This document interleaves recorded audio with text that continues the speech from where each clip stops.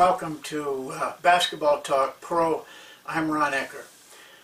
Before I get into the subject, I would like to just mention this to you, that at the end of our segment today, I'm going to suggest to you that you may be able to get some basketball work in that might be helpful to you. And it will be in regard to the subject.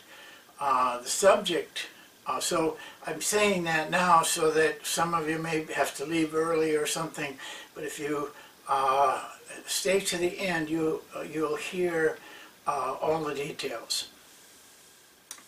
Subject today is deflections.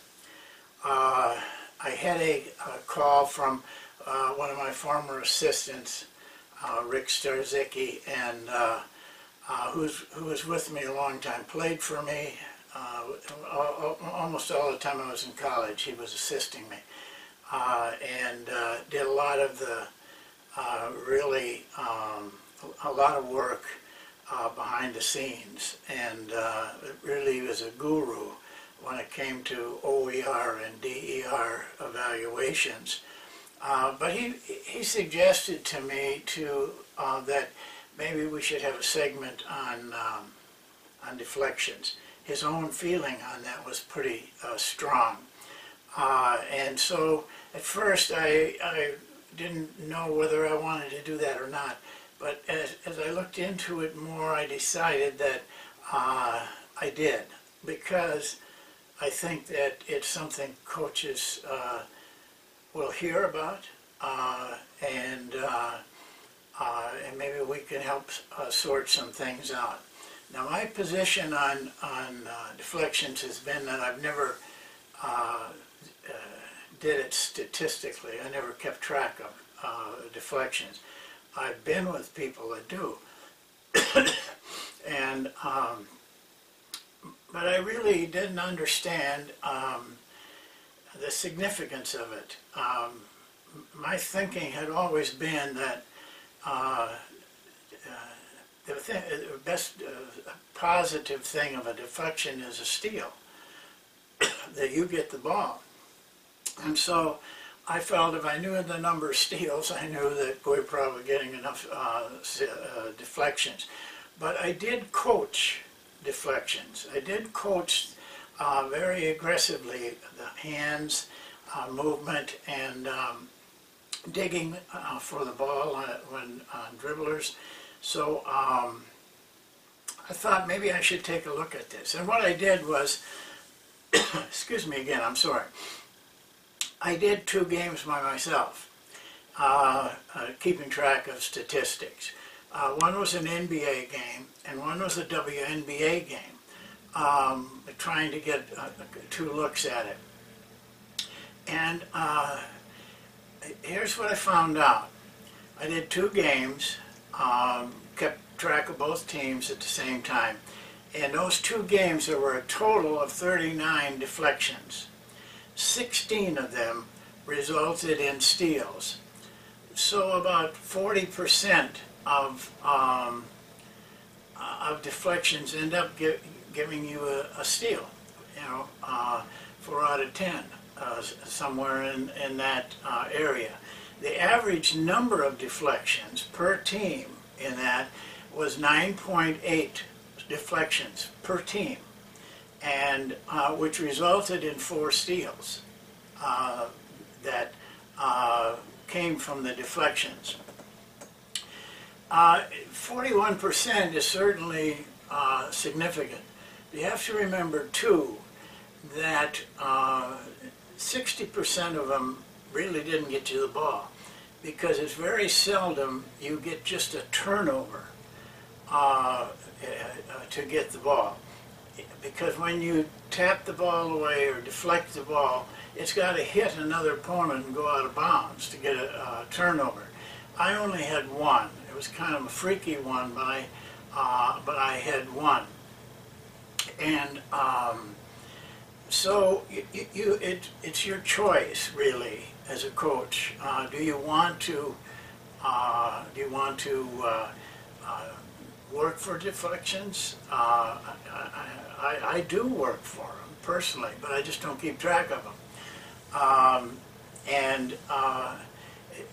You know, is it worth it to you? Because 60% of the time you're going to deflect a ball that the other team keeps.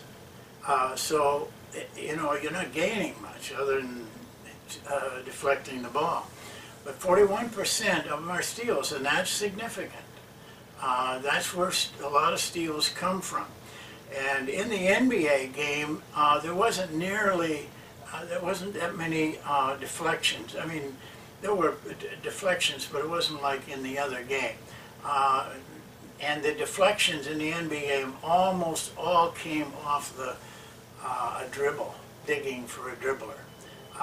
You know, NBA passers are just very, you know, very adroit, and so for the most part, at least they weren't getting deflections in this game. But 2 games is not enough. I mean, actually, yeah, 2 games. But I did find out some things. There is some difficulty in keeping track of them. And I'm going to get to this, that I'm going to ask you guys to get involved with us here. So listen carefully to what I'm going to say. There's some difficulty I found in determining what is a deflection. And I think we need to define, as we go along, define very clearly what a deflection is, because there's a lot of times it's very difficult to tell if it's a deflection or not. One of those, you know, it's pretty obvious when a guy knocks a ball away from a dribbler and then picks it up and goes in. Those are the easy ones. But I questioned when a guy had the ball in his hands and the guy knocked it out of his hands and then picked it up. Is that a deflection? It happens a lot in offensive rebounds, where a guy gets an offensive rebound and a guard comes underneath and pops it out of there, but it doesn't result in steal. So I decided to keep it and say, yes, that's a deflection, even though you're knocking it out of his hands. Another difficult one was when they get tipping the ball. For example, on a rebound, the rebounder comes down and loses control of it a little bit. You know, bounces up like they do, and the opponent comes and knocks it away from him and then picks it up. The way it happens in a game, I did not feel that should be considered a deflection. It's maybe arguable, but it just didn't see. When you see it happen in game conditions, you'll see why it's more difficult to make that selection. And I question too, when a guy kicks the ball, you know, the team keeps the ball, but you know, it's as much a deflection as hitting it with your hand, only it's a violation. I did not count those as deflections. Now here's the part I want to talk to you about. I would like to have some of you volunteer for a little bit of an assignment. I would like you to do 2 games and keep track of them. And I have a form for it. And you see, if we have 5 guys that volunteer to do this, we would do 20 games, the equivalent of 20 games. Because if they do two games, they're doing 4 teams. And so we've got some pretty good information, but if we had 10 guys and got 40 games, now we're getting some pretty good information. So I'd like to ask you to volunteer. It takes, now in a NBA game takes about an hour. The WNBA game took a little less time. It's not difficult, but here's the key. You must concentrate or you're going to miss some things. You can't be, you know, talking on your phone and texting and listening to the radio and TV, you have to go into a room by yourself, shut off the phone, shut off the TV, shut off the music, and so you can concentrate. That's the hardest thing. This is good practice for you. Concentration, as I've told you, is very important to coaches, to be able to block things out and focus completely on what they're doing under intense pressure. This is a good way for you to look at it. I see this as two advantages for you. One is we're going to collect a lot of data that we can help you. We will give you all the people that watch this the information. And the second thing is that you as a coach, the people that decide they want to do it, and I hope you do, it's going to be a learning experience for you. You're going to see the game in a different way. I'll guarantee it. You're going to see parts of plays that you didn't ever notice before, and parts of defenses. It's a great learning experience, and the thing I like best about it is you're going to have to struggle. This isn't hard, real hard, but it's hard enough so that you're going to have to make some decisions. You're going to have to put yourself into the game. And this is what I'd like you to do more than anything else. I want you to learn the game, the depth of the game, not just the stuff you get in clinics and stuff, but really learn the game. And it's things like this that you will really learn the game. So consider this. This is how it would work. I want you to email me after you've done this show, and you'll see the form and everything. I want you to email me, and the last thing you'll get on this video is my email address and my phone number in case you have some difficulty. Email me with your name. 3 things I want. Your name, your email address, even though it's on that little thing up above, you type it out for me or write it out for me. I guess typing. And your phone number in case when you send it back, I have some questions on it. So 3 things. You email me first. I will email back to you the form that you're to use. That way we keep everything consistent from one guy to the next is using the same form. And I will attach it to that email. You can make as many copies as you want. And then when you have done the 2 games, you email them back to me. And with the results, really, I'd like to see the form, but unless you got a scanner, that might be hard. You just could email me back the results. So the next thing that will come up now, as I sign off, will come up a 2-minute segment on how to do the form and show you the form.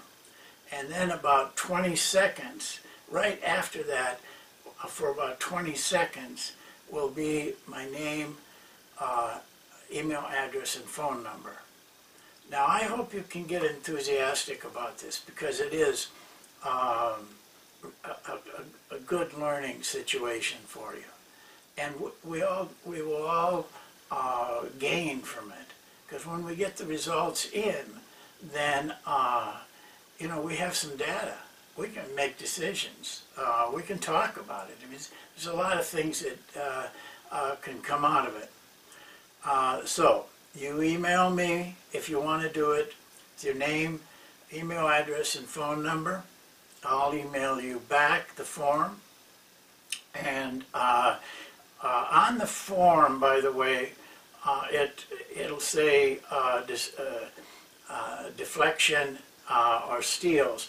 The steals part of it, what I'm talking about there is steals are from the deflection, not just from intercepting a pass or something.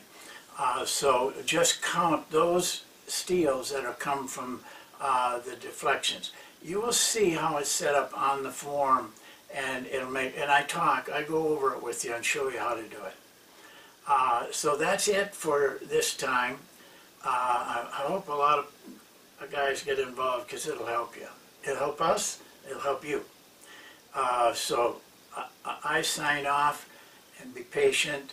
The form will come up, and it's a 2-minute thing, and then that is followed by my name, address, email address, and phone number. So that's it for today. We'll see you again in a couple days, and I look forward to finding out the guys that want to really dig into this. So have a good time. Thank you.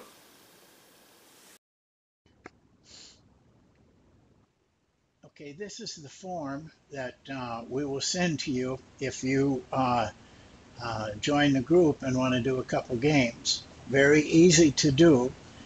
This column is for deflections. All you have to do is just make a slice through.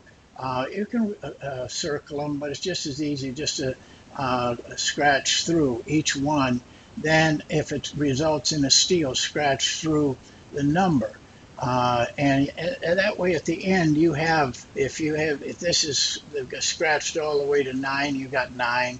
And this one scratches 4 steals. And you do the same thing with the other team. You won't have any trouble with this. It works very easily because you're only talking about maybe somewhere around 18 to 20 events in the whole game between the two teams. But make sure you write down the name of the teams. The date is optional, and circle the level of play. That gives us some information when we start totaling all these things up. If you have any questions, email me or call me, and you can make as many copies of this form as you want to. Most of you have to get them on a computer, and then just make extra copies or come back to it. It's a very simple form. So remember, scratch through each deflection and each steal, and then you'll have the cumulative automatically. So good luck, and I hope you enjoy doing this kind of work, because this is what a coach does. Thank you.